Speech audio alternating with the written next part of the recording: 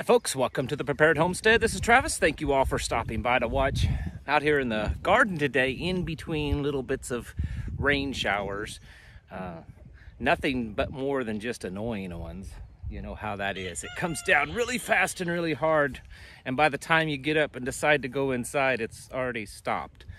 But anyways, starting to get a little bit more in the garden going. I've held off this year a little longer than normal, mostly because we've had an unusually colder spring and the ground temperature just hasn't gotten to the levels that I've wanted it to over the last few weeks, but it's pretty much there now. So we're going ahead and getting stuff in the ground. Our property is down in a valley and there's a couple of creeks around us, and so I think because of those things, our soil temperature probably is a little bit lower than some of the other areas of the Ozarks that are more on higher ground. So that's what we're doing. Now, why? Why are we doing this? Well, we're doing this for the same reason that you should be doing this. We're doing this because it very well could get to the point in the near future, in our lifetime, that if you want to have good, healthy food, or at least any food, really, that this may be about the only way that you get it. Prices are going up. We all know that. Food prices are skyrocketing everywhere, and there's no end in sight for many reasons. The biggest one is inflation, but there's also all kinds of little logistics and environmental things that are causing havoc in the food price world. And so one of the big things that I focus a lot on in this channel is food, is producing your own food, growing it, raising it. I don't know if you can hear the sheep. They're just right out of camera off to my left here. I guess it would probably be your right. And then preserving that food, because it doesn't matter how much food you grow if you don't know how to preserve it and make it last to the next growing season, and putting some up for, you know, bad times, then it doesn't do you a whole lot of good to produce it in the first place. So it's a very big focus on our homestead, and I believe that it should be a focus for all of you doing that. But you know, one of the things I don't talk about as much, I did in the beginning of this channel, but I don't as much anymore, and that's just stocking up on store-bought food. Right now you can still do that. Yes, food prices are going up, but for the most part, you know, store-bought foods aren't terribly expensive. I mean, there's definitely an increase of price, and I would recommend that you take any extra income that you have right now and stocking up on that. I mean, there's other things you can be doing also to prepare yourself with the income that you have, but I would certainly be putting back as much as you can into buying, you know, canned foods, dry foods that you can store away in buckets, you know, grains, rices, pastas, things like that, because it's starting to get rough out there, folks. And a lot of people, when they look at food prices, increased food prices, inflation, especially with food, and then just that kind of, I don't know, let's call it apocalyptic, you know, food crash and desperation and starvation and famine and plague and all that kind of stuff. I think a lot of people have this idea in their head, and maybe it's because of Hollywood, that it's just going to be this overnight thing, that one year things are going to be great, and then the next year it's going to be awful and everyone's just going to starve to death. And most likely that's not how it's going to happen. It's going to be this gradual progression of getting bad. And the thing is that gradual progression isn't starting this year. It started a few years ago.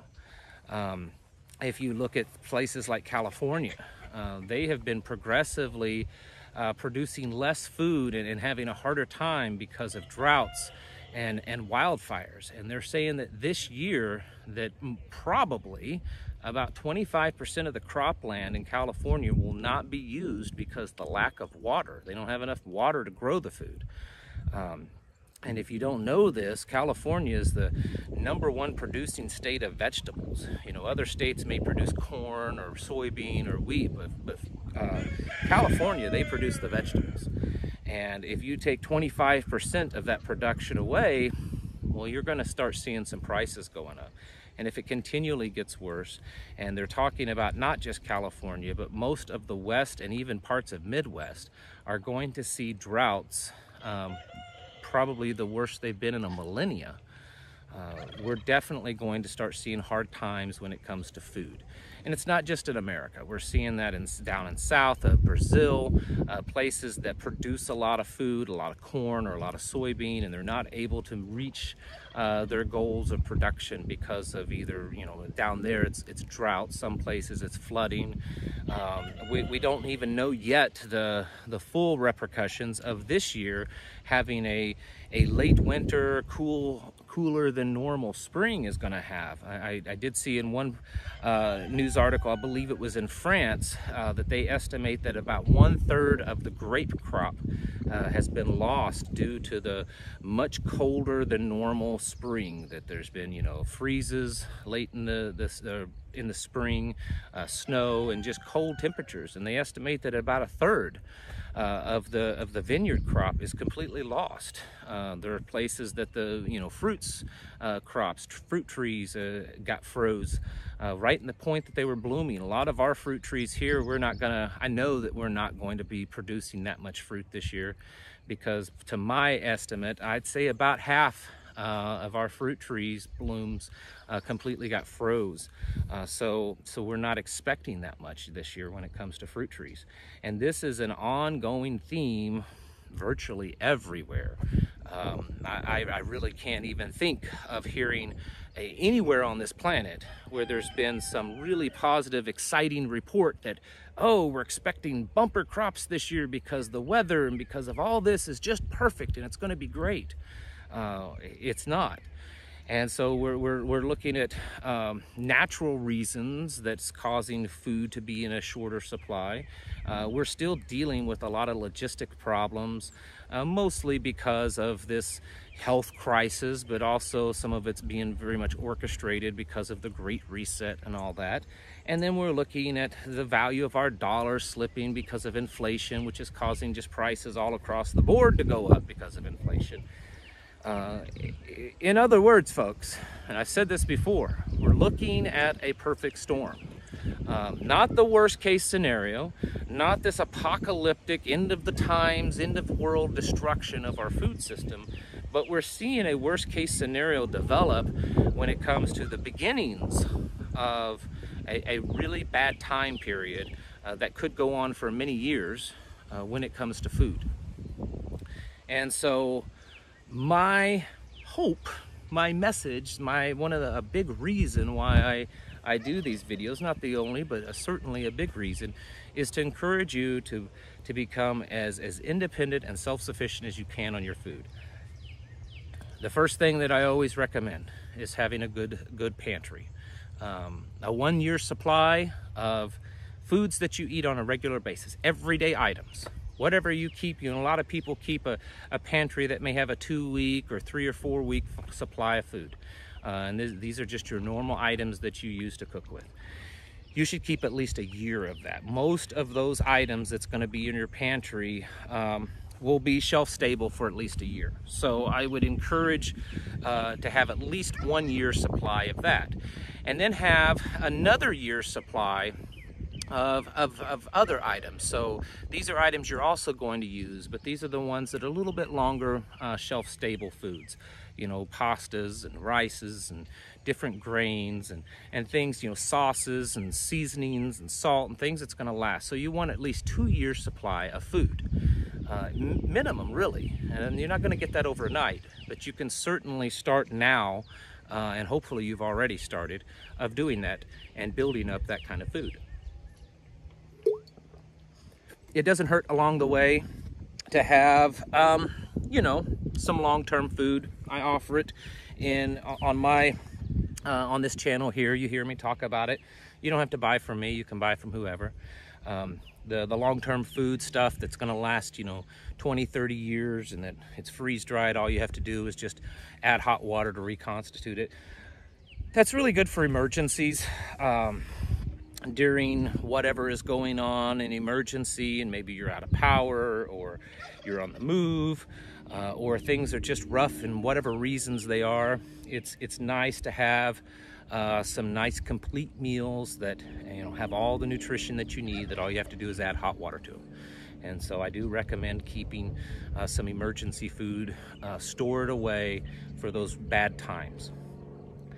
And then on top of that, that's the stuff that you're going to buy at stores. On top of that, you need to be doing this. This is one of our gardens. This one is about 40 foot wide by, I think, about 120, 140 foot long, maybe longer, I can't remember. And it's one of them. And putting out as much food as you can. Growing as much food as you can possibly grow, and then preserving that food. Learn how to can food, come up with some type of root cellar system. Even if you don't have a root cellar, there's ways that you can keep potatoes and squashes in your garage or under your house in a crawl space, or by just burying something like an old freezer in the ground. There's different ways that you can do that to preserve things, the root vegetables and the winter squashes for a long time. And then learn how to dehydrate foods, learn how to can foods, already mentioned that. And produce as much as you can. Meat is also something that you can do. You see there's a little turkey, a couple turkeys out there. We've recently hatched out some turkeys, and some of those turkeys are going to become dinner one day. And we do that with all of our other animals. Learn how to grow and raise and hunt and forage and produce your own food.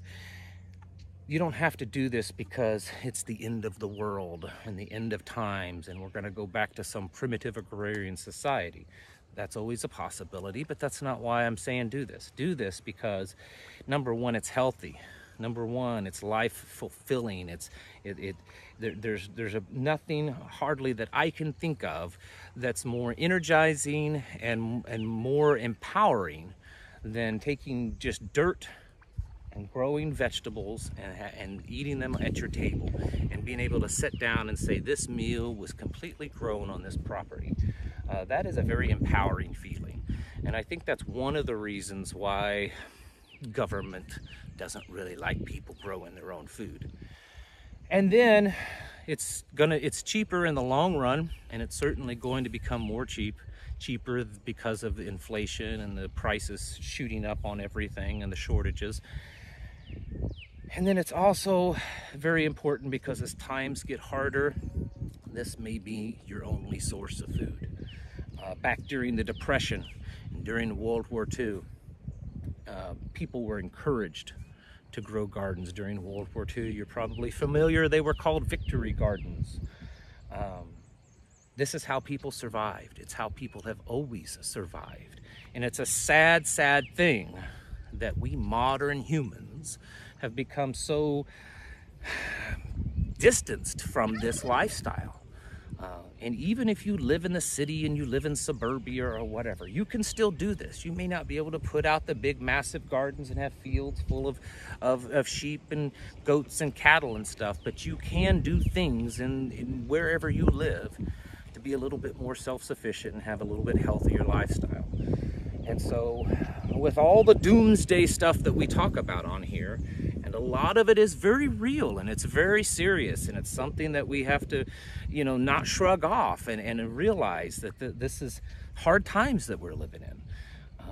Taking the time and putting forth the energy to produce your own food, something that is as natural as breathing for humans since humans began. Nowadays, it's looked at as almost a crazy novelty because not too many people do it anymore and they don't know how. And so I want to, again, encourage you to do that. It's not too late for most of you to start your gardens. It's not too late to produce your own food. You need to be producing as much as you possibly can and learning how to do it. Because let me tell you, it's not easy. You don't just throw stuff in the ground and boom, you've got tomatoes and beans and corn and potatoes. It takes time. and it takes a little bit of knowledge and a little bit of art to it. And sometimes you have good years, and sometimes you don't have great years. And it takes a lot of experience. I've been doing it all of my life, and I still have really crummy harvests sometimes that I don't even know what I did wrong. It just turned out really bad. So you can't just expect to go out there and grow a garden and be successful at it after the SHTF happens and have enough food to live off of. You need to be producing your own food, learning how to harvest your own seeds so that you have enough seeds the next year to plant your own garden, because those already are becoming harder to find. They're getting sold out quicker and quicker, and eventually seeds are going to be pretty much like currency, just like they once were in the past. So folks, once again, I don't know how I can, if I oversay it or if I just don't say it enough, I don't know. Get out there and try to produce your own food. I find it extremely enjoying. I love it. It is so peaceful for me, and there's not too many things that will lower my stress levels as much as getting out here and getting my hands dirty, crawling around on the ground and planting stuff. So start stocking up on everything that you can, folks. Putting the time and the money into the groceries that you can put back on the shelf for a year or two, and some for long term. And then also get out and do this and get in the dirt and start raising your own food. You want to be rebellious, become self-sufficient, because the government doesn't want you to be self-sufficient. They want you dependent on them. And if you don't want to be dependent, then one of the number one things that you need to be doing is becoming self-sufficient. And this is really the first step. All right, folks, thank you all for watching, and I'll catch you in the next video.